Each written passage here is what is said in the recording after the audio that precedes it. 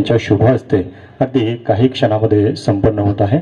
त्यांच्या समवेत मंचावरती श्रीमती दीपा मुधोळ मुंडे मॅडम, जिल्हाधिकारी बीड, श्री नंदकुमारजी ठाकूर साहेब, पोलीस अधीक्षक बीड, बीड जिल्ह्यातील सर्व प्रशासकीय अधिकारी कर्मचारी यांची सुद्धा